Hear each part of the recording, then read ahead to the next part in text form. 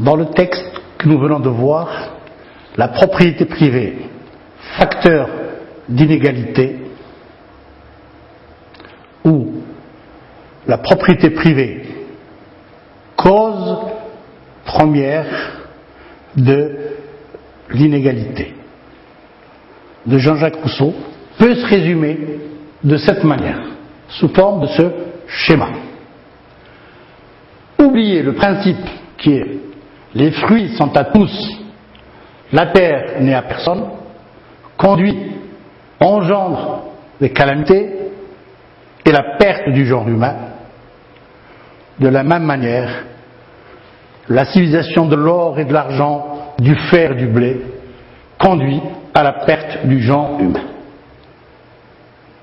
Voilà la substantifique moelle de ce texte de Rousseau, qui va probablement choquer la société civile, comme il y a quelques années, chez nous, où dans les années 70, le discours idéologique, politique de l'époque était la terre à ceux qui la travaillent, dans le cadre d'une révolution agraire, d'une révolution agricole.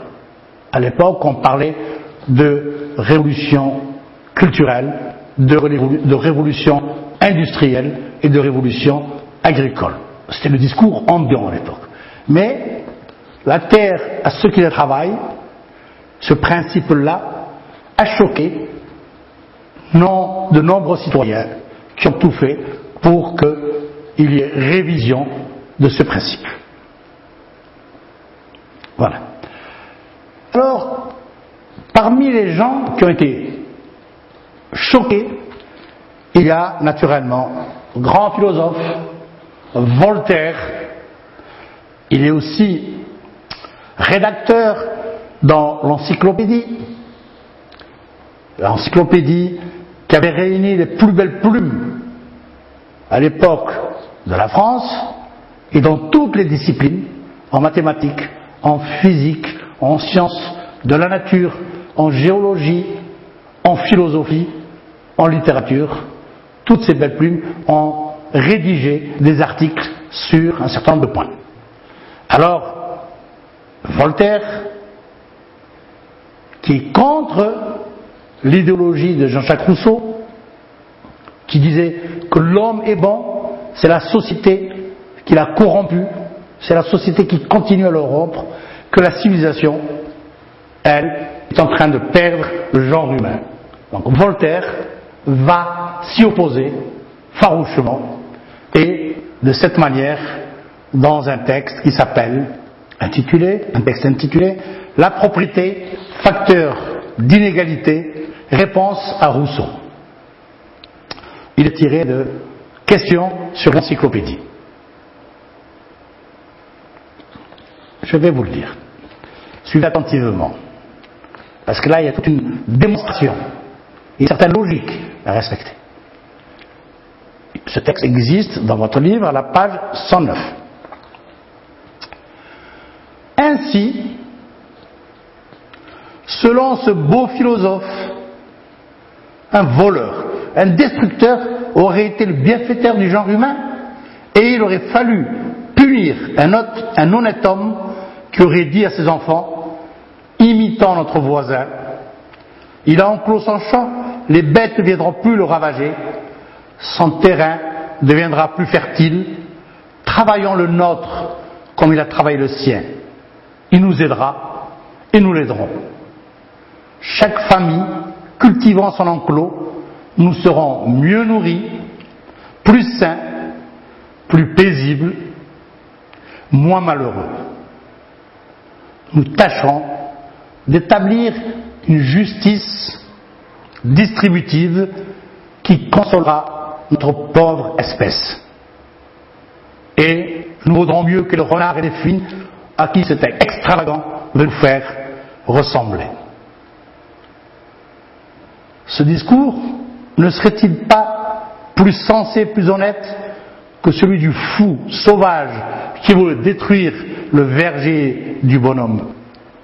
Quelle est donc l'espèce de philosophie qui fait dire des choses que le sens commun réprouve du fond de la Chine jusqu'au Canada? N'est-ce pas celle d'un gueux qui voudrait que tous les riches puissent voler par les pauvres afin de mieux établir l'union fraternelle entre les hommes? Voilà.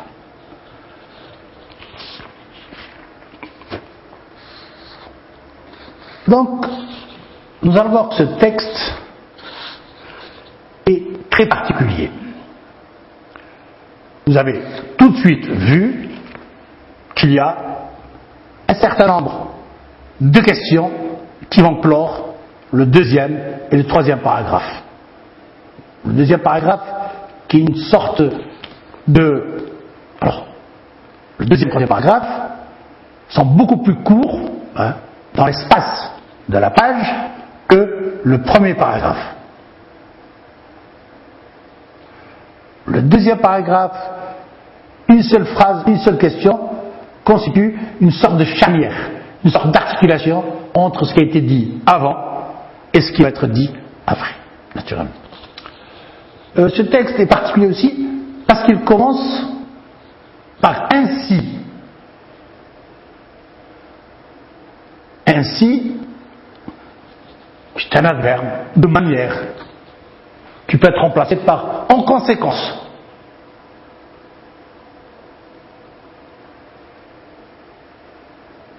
Il commence par introduire la conséquence au discours de Jean-Jacques Rousseau pour mieux le réfuter. Il va reprendre à sa manière, Voltaire va reprendre à sa manière ce qui était dit par Jean-Jacques Rousseau. Il va le résumer. Et dès le début, grâce à l'adjectif beau, cette épithète caractérisante qui est un adjectif ici, qui va qualifier l'état du philosophe, mais vous sentez bien que lorsqu'il traite de beau philosophe, ce n'est pas sincère, c'est un caractère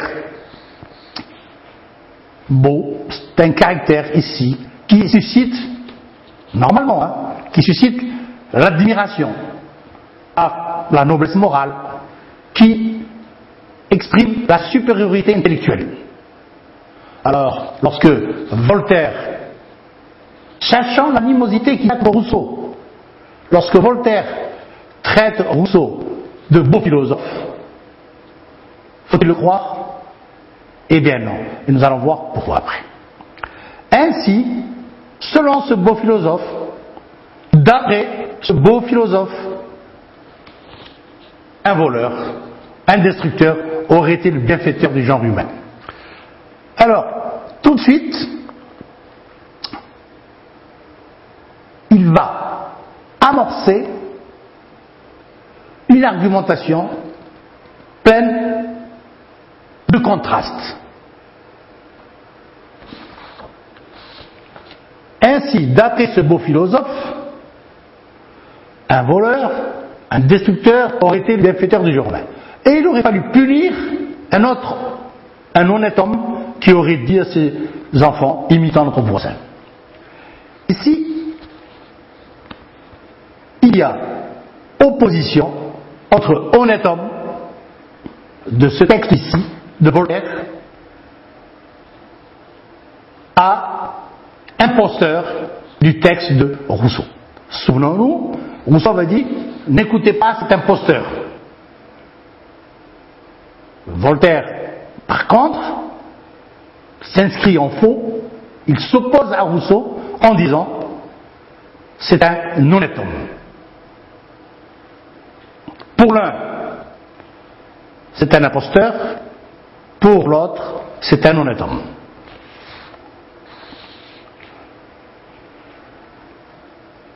Et on passe à la fin du texte, qu'on va balayer rapidement, pour cette dernière phrase. Quelle est donc l'espèce de philosophie qui fait dire des choses que le sens commun réprouve, du fond de la Chine jusqu'au Canada.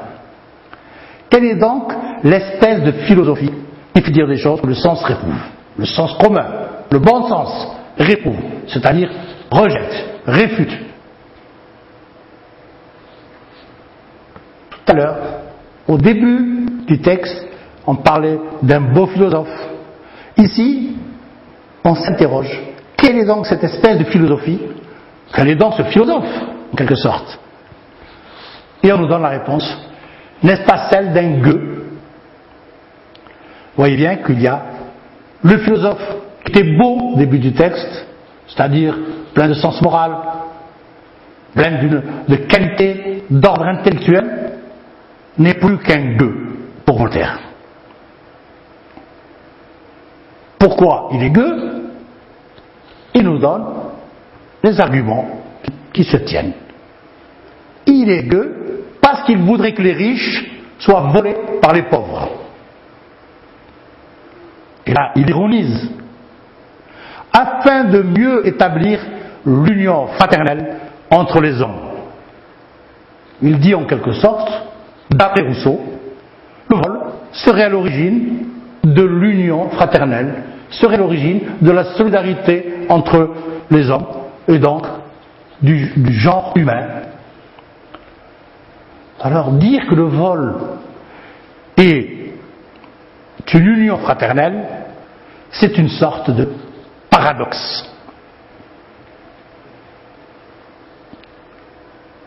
Et la thèse que soutient ici Voltaire, c'est il est pour une justice distributive, qui est un discours pour lui. Parce que là aussi, il y a les modalités appréciatives que nous avions déjà vues. Il donne un jugement sur ce qu'il dit. Il dit, c'est un discours sensé, un discours honnête.